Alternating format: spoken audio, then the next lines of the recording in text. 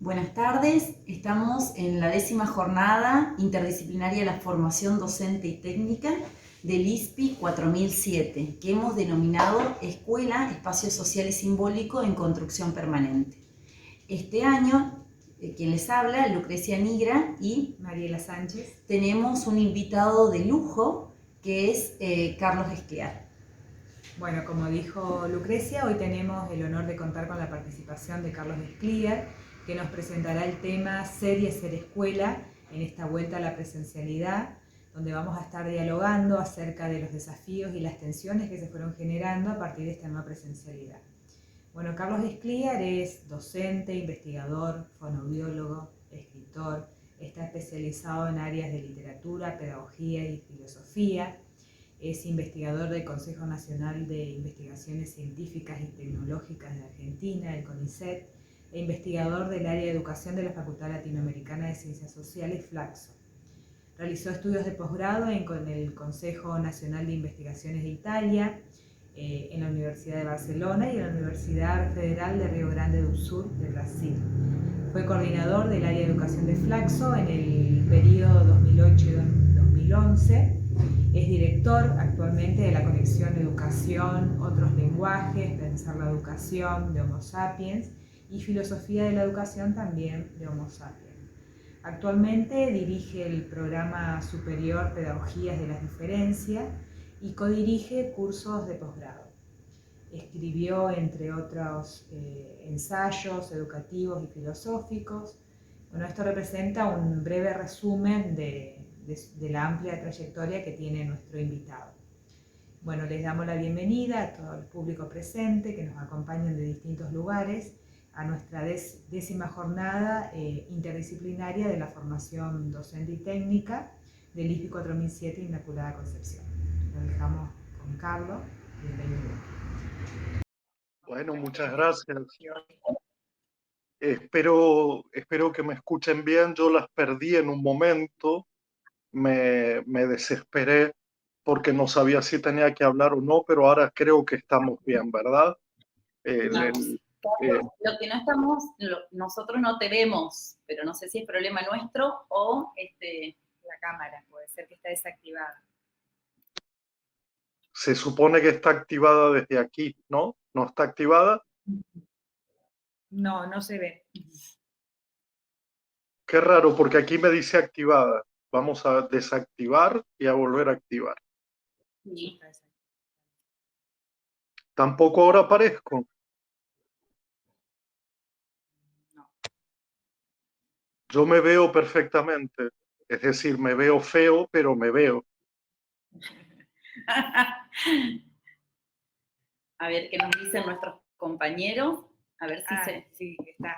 dice. Somos nosotros nomás, creo que no te vemos. Sí.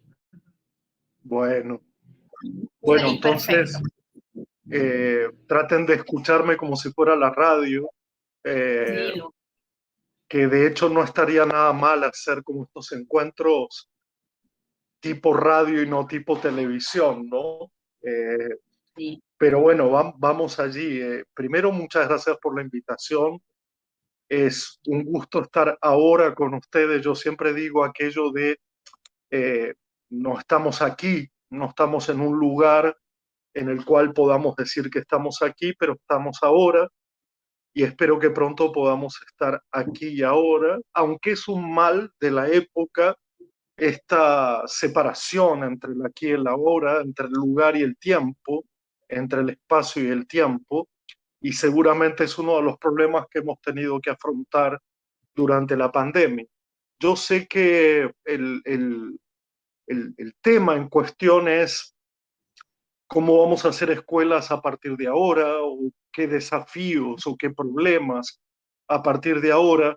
Sin embargo, yo voy a arrancar un poquitito de antes y seguramente hay algunos problemas que no son estrictamente pandémicos, sino que vienen de antes, vienen de lejos y que en este rehacer, en este reinventar, quizás tengamos que echar una mirada hacia atrás un poco más larga que solo un análisis coyuntural o solo un pensamiento coyuntural. De hecho, yo creo que, o tengo la sensación, que no voy a tener aquí el tiempo necesario para comentar lo que creo es el problema sustancial de la experiencia educativa desde antes de la pandemia, con la pandemia y ahora en el reencuentro. Yo diría que no tanto es materializar una cierta idea o un cierto esfuerzo de dar continuidad a los gestos pedagógicos que se vieron interrumpidos desde ya o se vieron eh, discontinuados o malversados o dificultados durante la pandemia. Tampoco voy a tratar aquí el problema que surgió de hacer escuela en cualquier lugar, cosa que defendía yo todo el tiempo, que la escuela no es cualquier lugar, no puede estar en cualquier lugar y a cualquier hora, o incluso cómo podemos identificar qué hay de esencial y de específico en los educadores y en las instituciones educativas en esta época que tiene como predominio la información y el entretenimiento, donde también se ha dado una cierta inversión, a mi modo de ver, en las tareas de la familia y las tareas de los educadores, es decir, las familias dedicadas a enseñar, los educadores dedicados a cuidar. a- y entonces a mí me gustaría arrancar justamente de un punto de partida que es tomar en cuenta esa interrupción o ese vacío que ha existido, porque justamente allí podríamos encontrar algún sentido que no estaba del todo revelado. En el fondo lo que quiero decir es, si hoy volvemos a discutir la esencialidad y la especificidad, no solo de las escuelas, de las instituciones educativas, sino también en los educadores, yo quisiera detenerme en algunos problemas sobre algo que podríamos llamar la narrativa moderna en educación. Eh, Tal vez yo asuma aquí un punto de vista muy frágil, muy débil, inclusive podría estar hasta equivocado o muy desordenado en este contexto, pero no quiero caer en la tentación de poner la pandemia como una excepción, como algo completamente distinto, sino que he tratado de pensarla como el colorario, el corolario, el final de una serie de formas de hacer el mundo y de hacer las vidas, ¿no? Entonces yo quiero poner una serie de problemas y esos problemas no son jerárquicos como generalmente estamos habituados en nuestras didácticas a plantear los problemas, ¿no? Que el uno es el primero. A mí me gustaría más plantear varios problemas simultáneos, porque de hecho hace tiempo yo he asumido como una posición que en la literatura se llamaría rizomática o transversal, donde los conceptos, las ideas, los pensamientos no tienen jerarquía, sino que se relacionan en un plano de igualdad.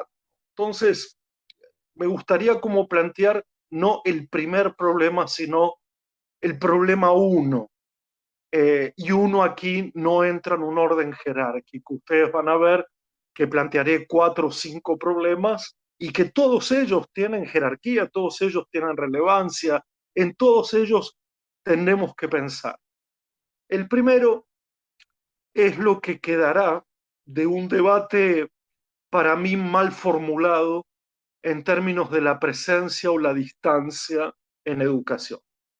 O para decirlo de otra manera, cómo se ha puesto frente a lo virtual o a la distancia tecnológica la idea de lo presencial como lo físico, lo material, lo perceptual, digamos, y porque para mí la presencia es algo que es previa a la idea del formato en el cual asumimos nuestra responsabilidad de nuestra tarea, de nuestro oficio, de nuestro arte, de nuestra vocación, de nuestro trabajo o como quieran bien llamar.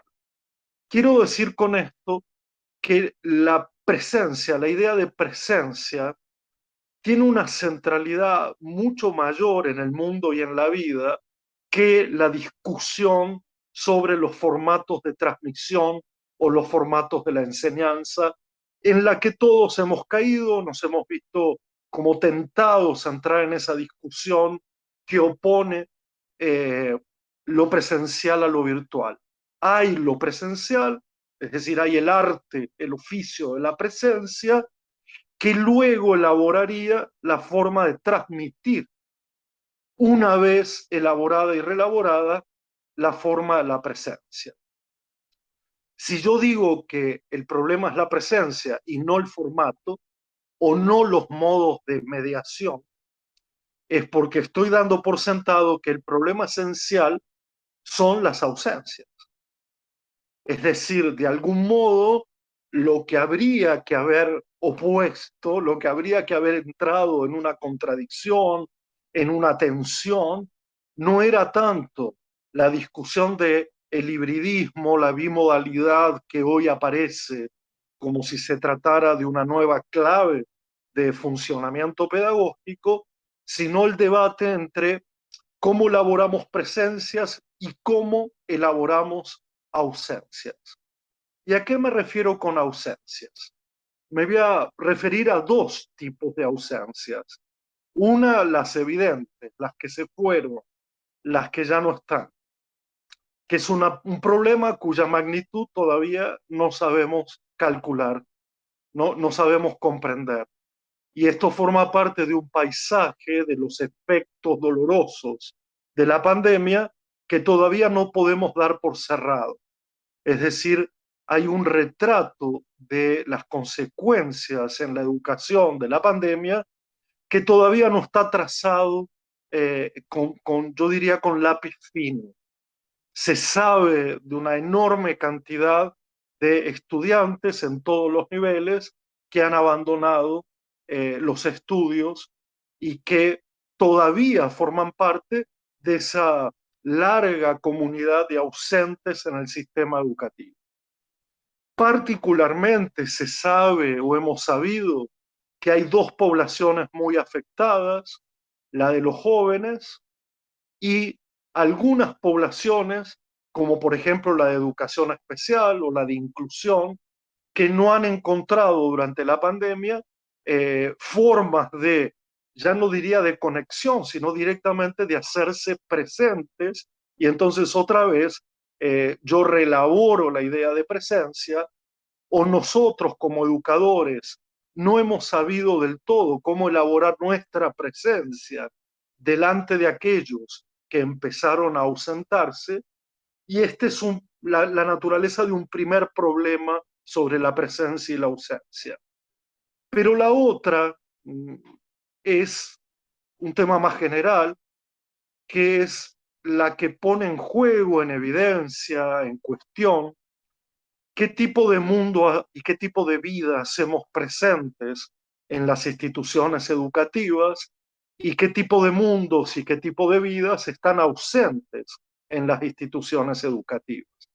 Ya no me refiero a sujetos o individuos o comunidades que de hecho están ausentes, sino a esa ausencia de temas, asuntos, problemas que no están involucrados en la formación educativa, sobre todo hoy en un mundo y en una vida que se ha convertido en un mercado, digamos, y que por lo tanto le pide a la formación en gran medida solo capacitación y preparación, y por lo tanto ese mundo y esa vida que no es mercado y que no es capacitación ni preparación, empieza a estar ausente en muchas instituciones educativas.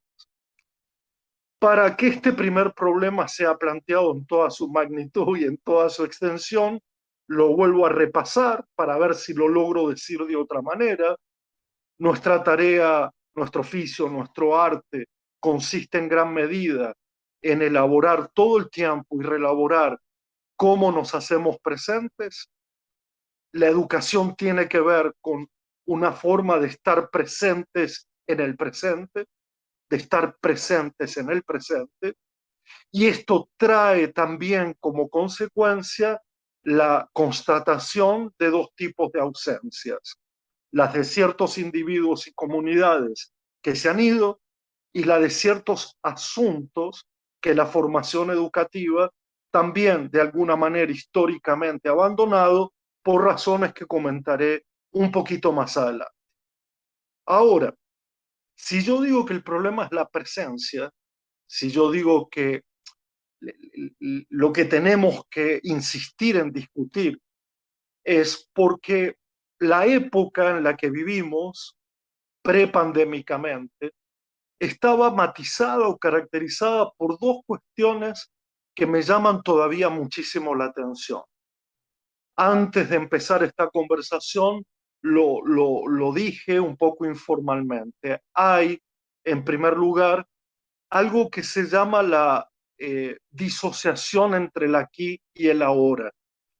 Da como la sensación de que entre el tiempo y el espacio hemos creado una brecha, no estamos compartiendo una espacialidad, o no vamos a compartirlas si seguimos poniendo de relevancia o poniendo el acento en que lo único que importa es estar juntos en una hora, en un ahora, en un tiempo presente.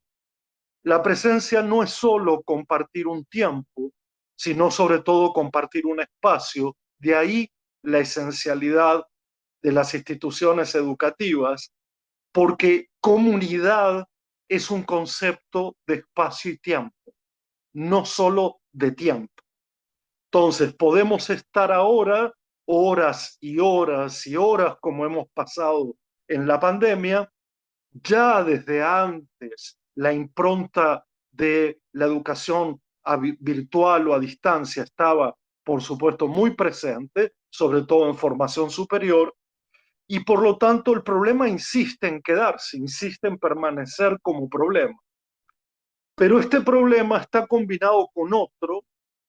Entonces, si el problema es la presencia, ¿cómo construimos presencia comunitaria, no individual, no singular, no la de los actores, sino la de la comunidad? Si el aquí y el ahora está partido por la mitad, sino además, y agrego este elemento, con la sensación de que nuestras formas de convivencia, nuestras formas de comunidad, hoy están completamente eh, ordenadas por lo que se puede llamar la sociedad de la información y la sociedad del entretenimiento. Vamos, la idea de redes que capturó nuestra atención, de redes sociales, la idea de plataforma, que vienen a reemplazar la idea antigua de comunidad, pero que no acaban por reemplazarla, sino que de alguna manera la destruyen. Fíjense ustedes el fenómeno.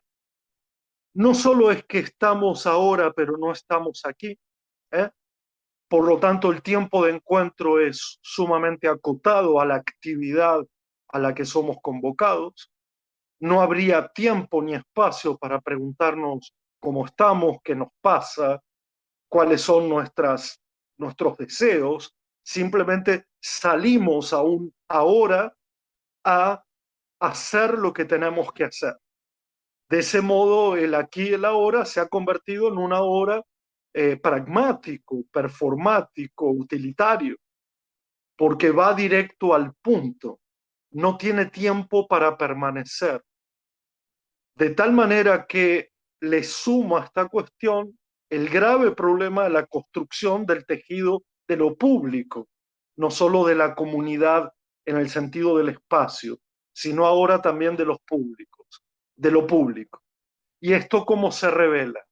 Pues si estamos moviéndonos en ese tipo de redes, en comunidades que no tienen un aquí y una ahora reunidos, en plataformas de entretenimiento y de información, estaríamos más cerca del que está muy lejos y estamos muy lejos del que estaría más cerca. esto con la ilusión de la comunicabilidad, esto con la ilusión de que podemos comunicarnos con quien sea, esto con la ilusión de que podemos conocer y aprender todo el tiempo con solo prender la pantalla y decidir de una manera autogestionada qué queremos aprender. Si queremos aprender cocina, guitarra, cómo se vive en un país extranjero, todo estaría al alcance de la mano. Y sin embargo, desde el punto de vista de lo público, estamos lejos de quien está al lado y estamos al lado de quien está lejos.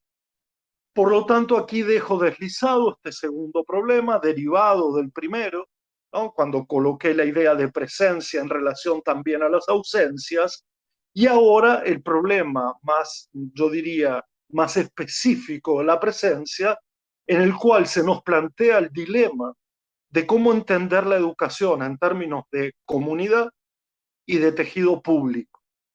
Aquí no uso público como adjetivo de un tipo institucional, sino de hacer público al interior de una institución, cualquiera sea, que no mantiene en secreto ni en sigilo lo que hace, sino que se abre a la comunidad. Y en ese sentido es público, ¿no? Es de público conocimiento lo que se hace o no en una institución. Para resumir este segundo problema, ¿no? Es decir, queda la sensación de que hay una idea de red naturalizada, ¿no? Comprendida como red social, pero que no siempre o casi nunca o pocas veces tiene que ver con la edificación o con la construcción de un tejido comunitario distinto a esos tejidos comunitarios vigentes y que tienen como cotidianidad signos de patriarcado, de violencia, de sexismo, de utilitarismo, de pérdida de la infancia y de destrucción del planeta. De tal manera que al aquí y ahora le sumamos la distancia con la proximidad y la proximidad con la distancia, y queda el enigma de cómo formamos comunidad, de cómo entendemos la educación como una formación comunitaria que contradiga los tejidos comunitarios vigentes. Y en ese sentido estoy pensando en una red distinta a la red social en vigencia, no a la red social individualista, exhibicionista, autocentrada, egocéntrica, sino una red social donde lo que importa no es el talento o el éxito individual, sino que lo que importa es la igualdad, la democracia, etcétera, etcétera, etcétera. Si se entiende este segundo problema, si, es que como tercer elemento que quería mencionar hoy aquí con ustedes, estoy pensando en el problema que tenemos hoy los educadores, una suerte de decisión o indecisión sobre cuál es nuestra tarea finalmente. Finalmente por el momento, ¿verdad? Siempre es por el momento. ¿Qué quiero decir con esto? Yo creo que hay una serie de adaptaciones a las exigencias de esta época que van un poco en contra de los deseos originales, inaugurales, que nos llevan a ser educadores. Me refiero la pérdida, por ejemplo, de esencialidad o de especificidad de los educadores o su transformación en figuras tales como youtubers, coachings, influencers, que son hoy las figuras de transmisión a las cuales se le presta la mayor parte de la atención. Lo que lleva además una pregunta muy seria a propósito de si las instituciones educativas y por lo tanto los educadores debemos parecernos o no a esas figuras actuales si debemos correr detrás de los tiempos que corren, si de alguna manera las instituciones educativas solo están allí para hacerle caso a lo que exige y demanda una época determinada, o si de algún modo esas instituciones son lugares y tiempos de ambivalencia, de ambigüedad, o directamente de contestación a la época, o incluso, yo diría, de rebeldía. ¿Eh? Es decir, un lugar donde además se hacen presentes los asuntos, los individuos, las comunidades olvidadas, ignoradas, desechadas, considerados como residuos de época, ¿no? Como aquello que ya no les sirve a la época y que por lo tanto es abandonado y es enterrado antes de tiempo. Evidentemente, y por cuarto asunto, yo diría que estamos enfrente de una cuestión que confunde hoy en día lo provisorio de lo permanente. Hemos tenido que hacer muchísimas cosas provisorias, algunas de ellas muy precarias, durante la pandemia, y el mundo se está dividiendo un poco entre lo que hemos aprendido o no de ese periodo que todavía existe, y si tenemos la chance, la posibilidad de tomarnos un tiempo para debatir sobre qué de lo provisorio vale la pena darle algo más de permanencia o qué directamente nos ha servido por un tiempo pero ya no. Me refiero, por ejemplo, a grandes cuestiones como desde ya el uso de la tecnología. Me refiero a grandes cuestiones tales como las relaciones entre familia e institución educativa.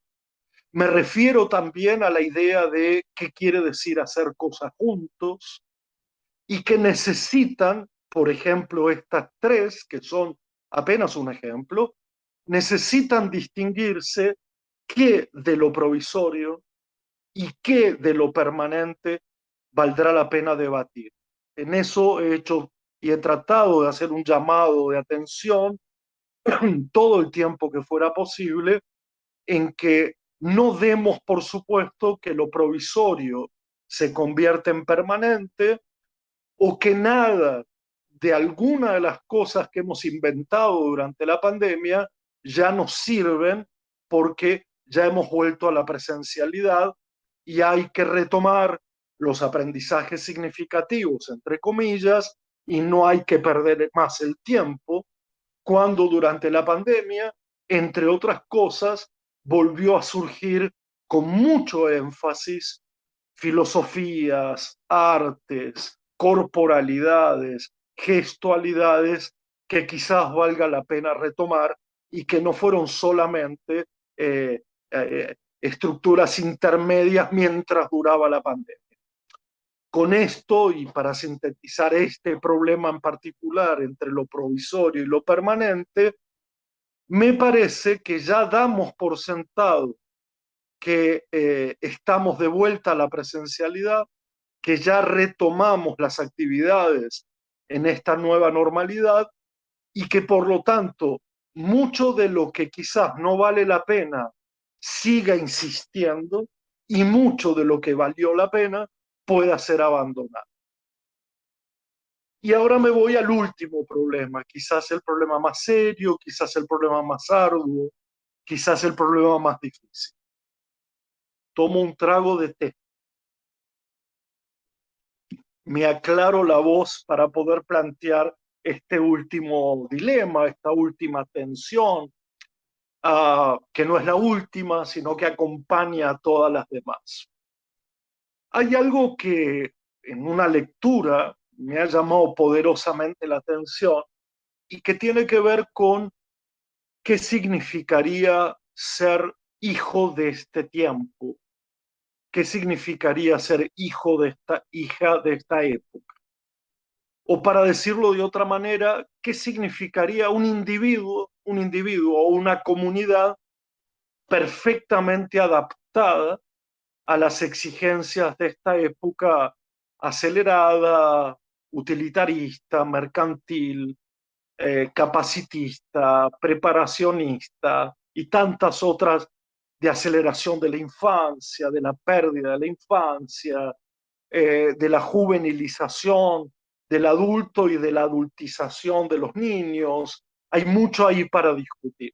Pero ¿qué significaría lo que en otras palabras sería ser o pertenecer al umbral de la modernidad tardía, ¿no? A ese fin de la modernidad en el que estamos, que algunos ya, por supuesto, han considerado que se ha terminado hace tiempo, pero ¿qué significó ese pasaje frente a instituciones que son claramente modernas, o frente a ideas de formación que son o que están enraizadas en una historia moderna del conocimiento, una historia moderna del espacio, del tiempo, etc.?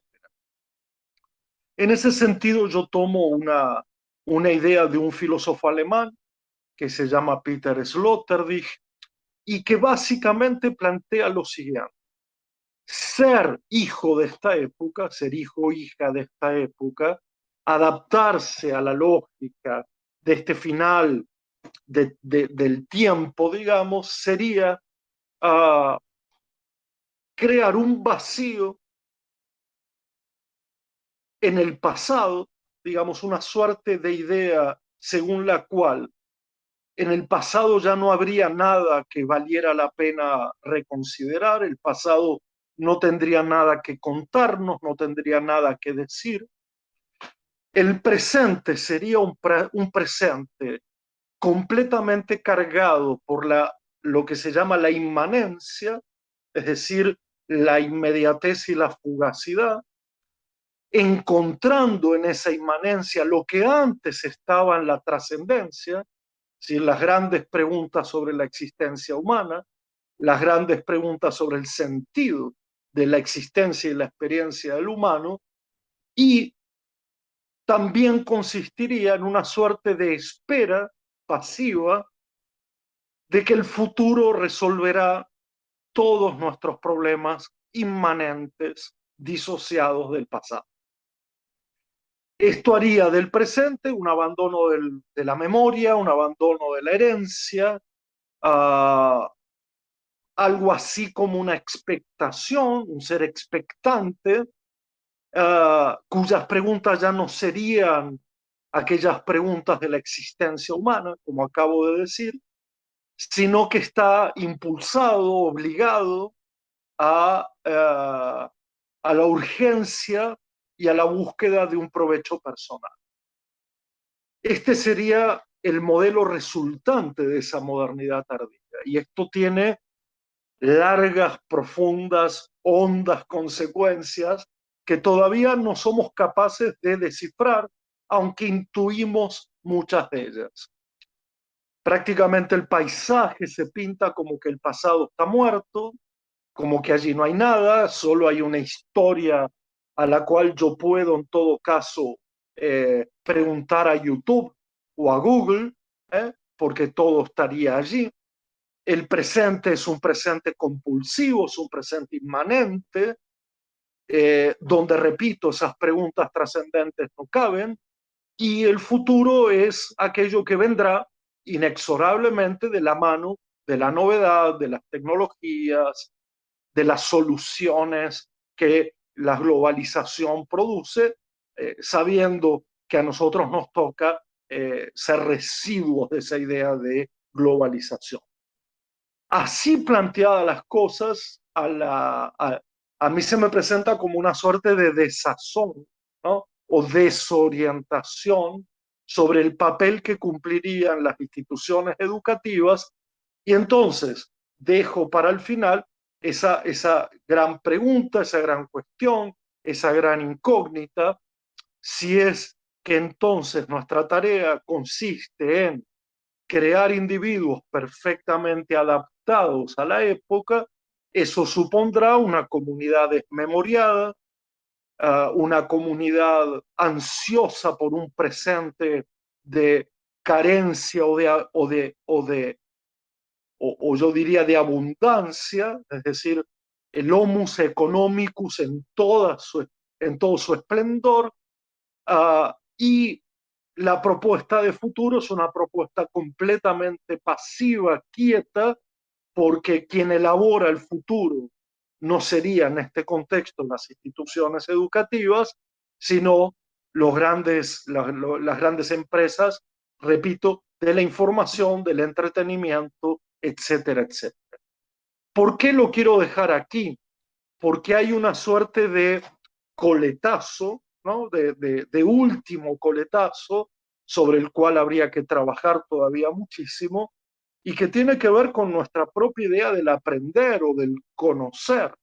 Se supone que nuestras instituciones producen conocimiento, producen aprendizajes, pero hoy la idea de aprendizaje está completamente generalizada o está completamente destenida, en el sentido que llamamos aprendizaje a cualquier cosa, en cualquier lugar, a cualquier hora, y por lo tanto otra vez nos enfrentamos a nuestra pérdida de especificidad y de esencialidad. Eso remitiría a volver a elaborar el concepto de enseñanza, no tanto el de aprendizaje, qué mundo ponemos en juego, qué vidas ponemos en juego, porque si no, el capitalismo cognitivo, como la literatura lo llama, nos amarrará y seremos también inmanentes, también esclavos del presente, y también nos sentaremos a pensar que el futuro, nos sentaremos a esperar que el futuro resuelva las preguntas que todavía ni siquiera nos hicimos. Digo esto final y abro el juego a una conversación. Yo converso mucho con niñas y niños, digamos, me la paso conversando con niñas y niños, y es curioso advertir esa transformación del por qué en un para qué. Es curioso asistir a esa gran transformación de la pregunta por la utilidad de un saber, la utilidad de una acción, la utilidad de un gesto, esto para qué me sirve, esto para qué lo hago, esto qué me traerá a mí de beneficio personal. Y lo otro que ha llamado la atención es cómo han cambiado las preguntas, porque en vez de curiosidad, parece que conocer sea buscar en Internet. Y que yo sepa, hasta ahora, conocer tenía que ver con cuidar y con ser curiosos. Y para ser curiosos y para cuidar hay que salir al mundo, hay que explorarlo con otros, hay que hacer travesías y hay que aprender a vivir de alguna manera o tomar la responsabilidad de la propia vida. Entonces aquí me quedo en la última transformación. Siempre he pensado que educar tiene que ver con salir al mundo y allí, en esa travesía, aprender a vivir, y no que educar signifique salir al mercado y aprender a ganarse la vida, como si algunos la tuvieran ganada y otros la tuvieran perdida de antemano.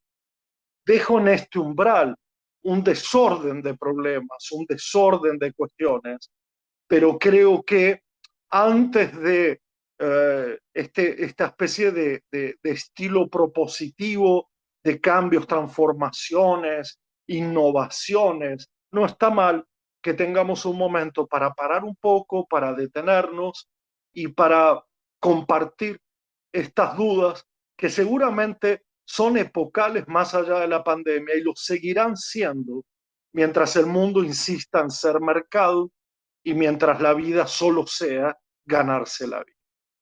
Muchas gracias por escucharme y aquí estamos.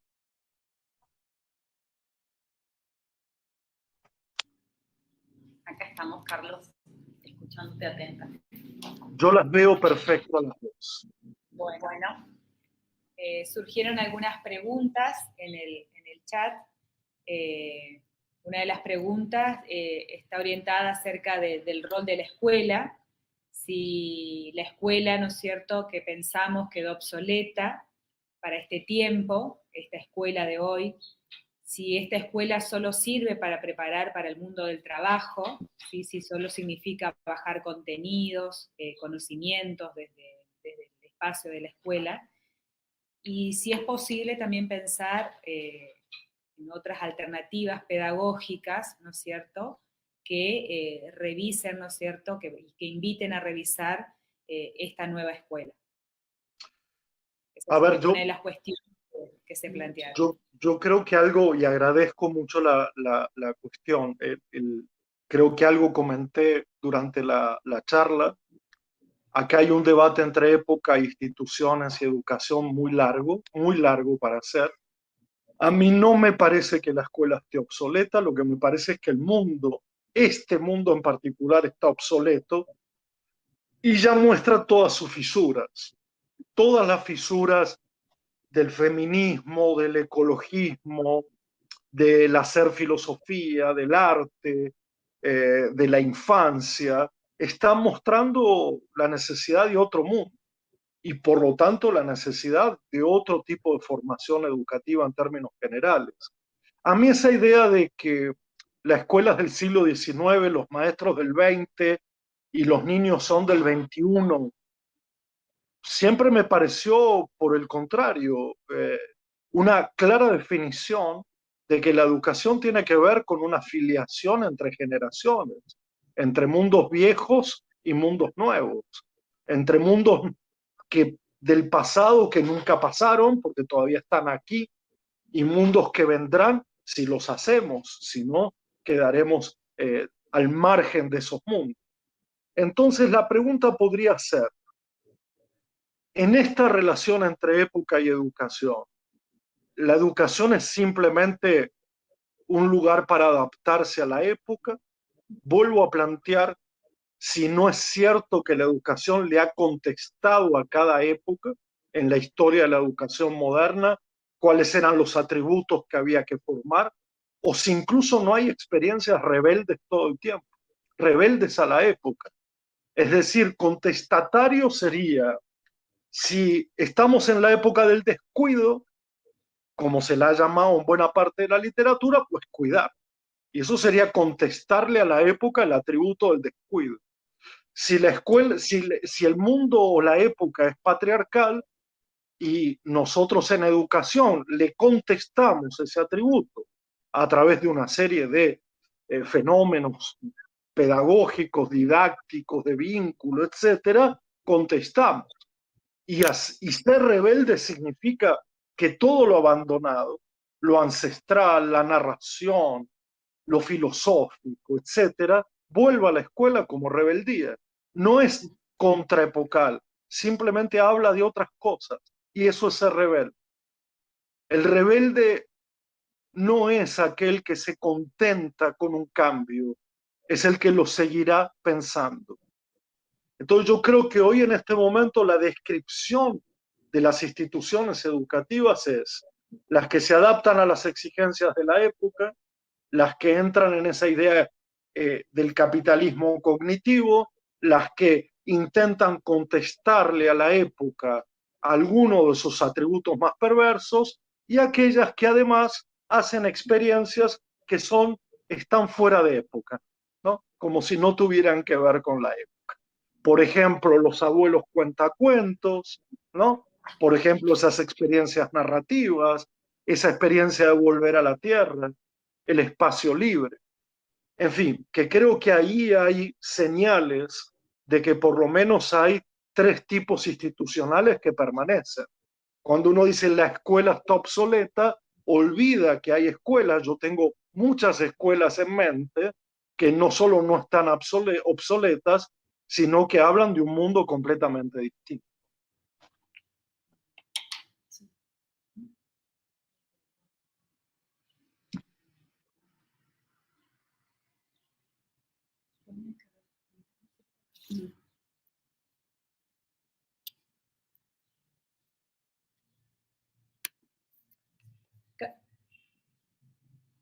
Carlos, a lo último como que no te escuchamos bien, pero quedó clara la idea.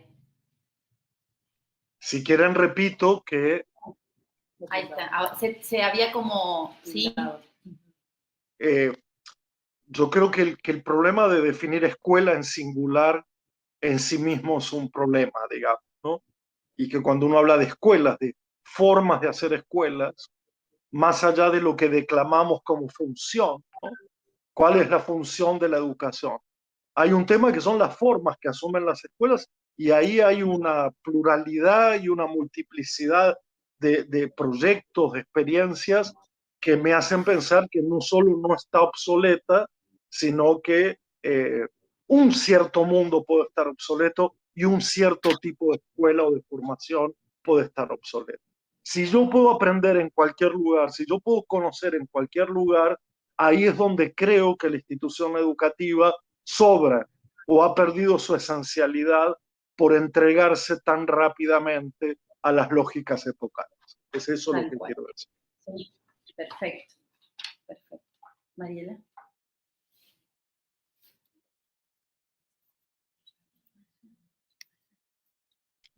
Bien. Bueno, acá tenemos una pregunta que nos hace María Mayra Roldán. Y ella plantea que esta pandemia demostró lo enorme que era la brecha tecnológica. ¿Será que la escuela está realmente preparada para afrontar las consecuencias? Sí, lo que pasa es que tiene razón cuando todo el funcionamiento de la continuidad pedagógica se basó, reposó, descansó en la idea de transmisión a través de las nuevas tecnologías, evidentemente eso refleja esa brecha enorme. Pero en lo sucesivo, cuando el mundo dice, según la época, que la formación tecnológica es lo que preparará a los individuos para el futuro, es para un futuro parcial, un futuro acotado. No todo tiene que ver con eso en el mundo y en la vida. Eh, ¿Qué hacemos con la formación de los futuros filósofos, de los futuros artistas, de los futuros médicos, de los futuros músicos, de los futuros lo que sea? Creo que aquí confundimos una formación mucho más amplia a la instrumentalización de una idea de mundo que hay que combatir.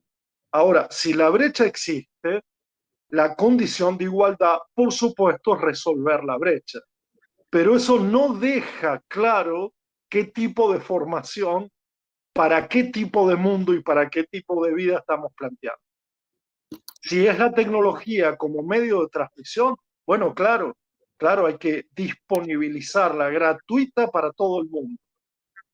Pero eso no responde a la pregunta más amplia, y es si esa educación solo va a contribuir a la adaptación del mundo empresarial, del mundo de las nuevas tecnologías, del mundo del entretenimiento y del mundo de la información.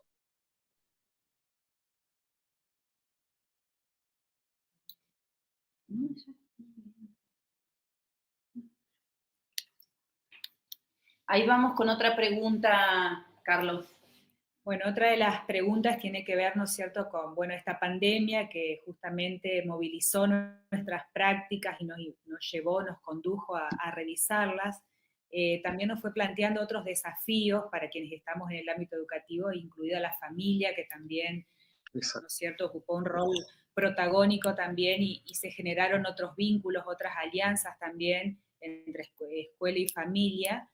Y estos desafíos que quedaron tienen que ver con aquellos aprendizajes no logrados, ¿no es cierto?, frente a esta ausencia, presencia que estuviste muy bien explicando en tu exposición, y aquellas desigualdades que también algo estuviste comentando, que quedaron en evidencia a raíz, ¿no es cierto?, de esta pandemia, y que justamente este desafío tiene que ver en cómo a partir de ahora contrarrestar estos efectos, ¿no es cierto?, que nos conduzcan a una inclusión y seguir garantizando, ¿no es cierto?, este derecho que es la educación.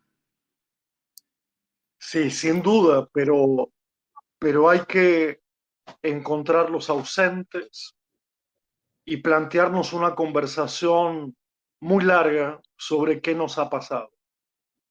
Yo no entendería el rehacer, la reinvención de las escuelas si no partimos de una conversación muy seria de la comunidad educativa, como comunidad cultural y como comunidad política desde ya, para poder entender entre todos qué fue lo que nos pasó. A mí me da la impresión de que estamos superando demasiado rápido o haciendo demasiado rápido el retrato final de la pandemia en educación. Y entonces yo creo que teníamos una posibilidad, que era que al volver se pueda poner una suerte de debate interno, de debate comunitario sobre todo lo extraño que hemos vivido. Poner en común, porque hemos tenido que vivir aislados, confinados, separados, y si no ponemos primero en común, ¿cuál sería el punto de partida para la reinvención de unas instituciones a las cuales no hemos ido durante prácticamente estos 2 años? Es decir, el debate es sobre cuáles son los puntos de partida. Y me parece que un punto de partida debería haber sido, creo que ya no lo habrá, un gran estado asambleario que debata qué nos pasó, qué extrañamos, qué cosas hemos probado, qué de lo provisorio y precario necesita afianzarse, qué de otras cosas es mejor abrir la mano, digamos, dejarlas de lado porque fueron solo coyunturales. Y no estamos haciendo eso, estamos volviendo a la escuela otra vez sin tiempo para elaborar y reelaborar nuestro papel, el papel de la familia, qué les ha pasado a los chicos y a las chicas durante la pandemia. Hay mucha soledad, mucha angustia, muchos efectos que para nosotros adultos se pueden compensar, disimular, rodear, pero si estamos hablando de niños más pequeños, de jóvenes, estos efectos durarán en el tiempo. Hay efectos corporales, hay efectos psicológicos, hay efectos en los vínculos sociales que todavía no entendemos, no solo cómo rearmar, sino qué pasó durante todo este tiempo. Por eso yo decía que el punto de partida es conversar sobre nuestra experiencia en la pandemia. Y en esa conversación encontrar el fundamento de qué institución queremos, podemos hacer en función de lo que ha pasado. Sí, yo creo que, bueno, iniciamos este conversatorio, es un inicio, Carlos, de esa conversación. En este sentido, me parece que es un puntapié inicial, es una invitación no solo al interior de nuestra institución, sino de todas las instituciones, de todos, porque nos estamos a través de YouTube replicándonos en todas las zonas de acá del norte santafesino. Hay directores, maestros, profesores y también estudiantes. Entonces, es una invitación, de alguna manera, a esto que nos estás haciendo, a pensarnos como institución, como comunidad. Eso. Carlos, te quería leer un comentario que hizo el director del instituto, que un poco cuenta una experiencia que estuvimos haciendo yendo de un grupo de docentes del instituto a todo lo que es el norte santafesino a través de unos conversatorios itinerantes. Nos acercamos al territorio de donde residen nuestros estudiantes. Así hicimos, no sé, como 500, 600 kilómetros por día recorriendo todo nuestro norte. Y él comenta esto en YouTube y dice Gabriel Capello: la pandemia nos permitió llegar a muchos docentes de zona rural, rompió con un modelo pedagógico centralizado en tiempos y espacios. Esto hoy nos llama y nos invita a repensar un nuevo formato para seguir incluyendo. Pero ahí va, el ejercicio de subrayar las experiencias que han valido la pena no puede hacerse solo individualmente, hay que hacerlo colectivamente. Yo me he enterado de miles de acciones que para mí valdrían la pena sostenerlas. Esta es una: romper con cierta textualidad entre las modalidades del sistema educativo, cruzarnos y atravesarnos entre modalidades, romper la idea del adentro y del afuera, del centro y la periferia, del urbano y lo rural, ir hacia, volver a entender la territorialidad de nuestro trabajo. Porque, por ejemplo, muchos no pudieron aguantar estas modalidades de transmisión porque sentían que su tarea tenía que ver con ir hacia, no quedarse en. Por supuesto que había necesidad de cuidado, pero también había necesidad de encuentro. Si lográramos entre todos subrayar estas enormes experiencias como la que Gabriel cuenta, y si además las incorporásemos en una narración colectiva, y yo planteé mucho hacer este ejercicio, subrayemos y narremos de otra manera, subrayemos qué cosas que antes subrayábamos ahora ni valen la pena, pero subrayemos aquellas cosas que desatendimos y hoy son esenciales, y las narremos, las contemos, las transmitamos entre las comunidades. Así que muchas gracias por eso. Sí, tal vez también con todo este planteo que nos viniste haciendo, volvimos, ¿no es cierto?, a esta presencialidad, tal vez con la idea de la presencialidad anterior, y esa nueva presencialidad necesita ser revisada, ¿no es cierto?, para atender a este nuevo contexto que nos invitó también la pandemia a revisar. Es otra relación con el presente la que necesitamos, porque acabamos de pasar por una experiencia del límite. Nunca voy a olvidarme de decir que mucha gente quedó en el camino. Entonces, yo pude haber aprendido muchas cosas, pero también aprendí la enfermedad, el dolor, la soledad, la muerte, cosas muy trascendentes, que si no las ponemos en debate también al interior de las instituciones educativas, es como si la escuela abriera la puerta a ciertos temas y a otros no.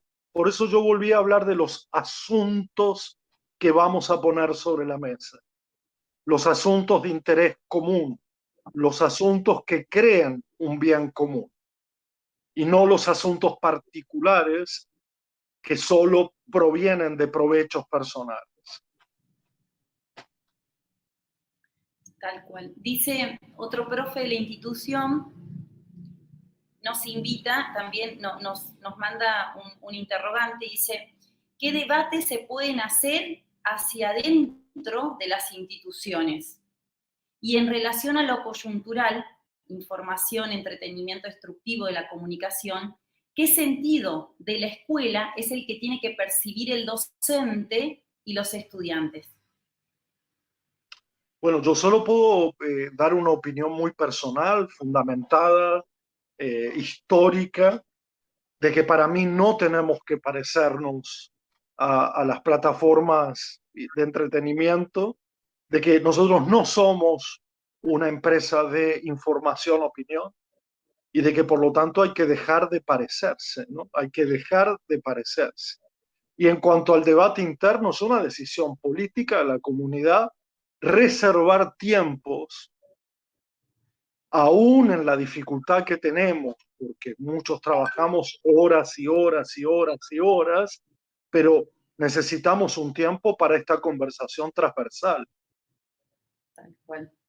Y eso es una decisión de las instituciones educativas o una cierta autonomía de las comunidades educativas para apartar un poco de tiempo, y el debate interno es, entre otras cosas, sobre las humildes cosas que les he planteado. Seguramente hay otras que habrán subrayado ustedes, pero la necesidad de escuchar y narrar es absoluta. Sí, sigo insistiendo que sin ello, toda la vuelta es efectivamente un regreso acrítico a una idea de escuela que estaba antes de la pandemia. que por supuesto es mucho mejor que la educación en pandemia, por supuesto, pero no me alcanza, no me alcanza.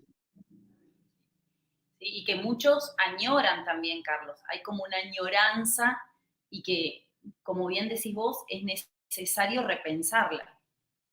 Está muy bien, pero ¿añoranza a qué? Ese es el subrayado que quiero, Claro. porque yo también siento añoranza de viajar a otra ciudad, pero necesitamos subrayar, es decir, precisar en qué sentido extrañamos aquello.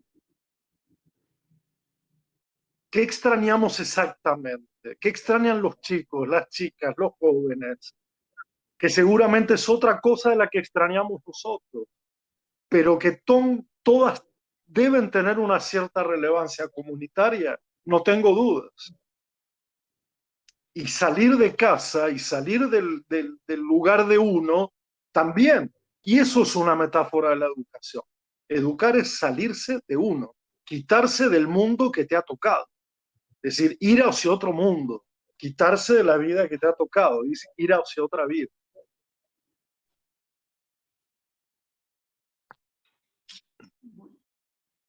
No hay más preguntas en el chat, no sé si esperamos un ratito, pero sí hay agradecimientos. Bueno, los míos Seguramente también. quedaron muchas que se fueron revisando y que se fueron planteando, ¿no es cierto?, quienes nos están escuchando. Y bueno, algunas afirmaciones quedaron también en el chat. Dice, por ejemplo, Mar dice, gran referente, Carlos, admirable. Muchas gracias. Bueno, muchas gracias. te agradecen, por supuesto, como también nosotros lo hacemos. Hay también algunas afirmaciones, como dice, podemos saber mucha teoría, algunas alumnas, algunos estudiantes dicen, podemos saber mucha teoría, pero el contacto con el otro es lo más importante en la tarea de educar. Sí, pero no. Sí, pero no, porque yo no soy partidario de separar teoría de nada. Digamos, me parece que los vínculos son también producto de las lecturas que hacemos, Y por otro lado, el contacto con otros es una parte de nuestra tarea que nos habilita o no a hacer cosas juntos, que es ahí donde creo que las instituciones educativas tienen mucho para hacer. Entonces, yo no creo que sea solo el vínculo, no creo que sea solo la relación. Creo que es un tipo de vínculo y de relación que posibilita o no el hacer cosas juntos, lo que caracteriza a las instituciones educativas. Cosas tales como estudiar, leer, pensar, discutir, jugar, depende del nivel educativo, ¿verdad? Sí. Maricel Fleitas también decía, también es una afirmación, dice, la escuela somos todos y la hacemos entre todos desde nuestro espacio y aportando para sumar. Perfecto. Por otro lado, Con diferentes responsabilidades. Somos todos, pero tenemos diferentes responsabilidades, sí, sí. Otro docente también resalta la importancia de la común unión de la docencia, ¿no es cierto?, en este sentido, y la importancia también de pensar en momentos de posibles alianzas o de nuevas alianzas. Creo que sí, que lo hemos manifestado de alguna manera, que hay nuevas posibilidades, pero otra vez repito, muchas son innovaciones y no siempre lo nuevo como lo último, como lo actual, como la innovación, se refiere a nuevas posibilidades. Bueno, no tenemos más preguntas, no tenemos solo salutaciones para vos, Gracias. Carlos. Muchas gracias. Y más que de parte del instituto, de los que hacemos la jornada y también de la quinta, de la Fundación La Quinta, que nos posibilitó que vos puedas estar hoy. Así que agradecerte enormemente de que hayas que te hayas tomado este momento para conversar con nosotros y Un para placer. dejarnos un montón de alguna manera de interpelarnos a seguir pensando. Bueno, de parte de la comunidad educativa del ISPI 4007 te agradecemos nuevamente y también, ¿no es cierto?, como dijo mi compañera de Fundación La Quinta Lilian, que bueno, nos facilitaron, nos ofrecieron esta posibilidad de tener esta presencia, ¿no es cierto?, en este conversatorio. Muchísimas gracias. Gracias a ustedes, yo Bueno, creo que es un inicio de conversación y que seguirá. Está en nosotros sostenerla por otros medios, por los mismos, conmigo o sinmigo, como dijo aquel. Y muchas gracias por estar ahora juntos, aunque no estemos aquí. Un beso grande y hasta muy pronto. Te esperamos. Esa idea de cercanía y lejanía nos dejaste ahí. Gracias, un beso. Un abrazo, Carlos. Un abrazo. Bueno, damos por finalizada esta jornada interdisciplinaria de la formación docente y técnica. Agradecemos a todos los presentes que nos acompañaron hoy, el año pasado y que nos acompañan siempre. Nos estamos viendo dentro de poco, que tendremos un próximo conversatorio que vamos a estar compartiendo en las redes, orientado a la formación técnica. Que tengan buenas noches.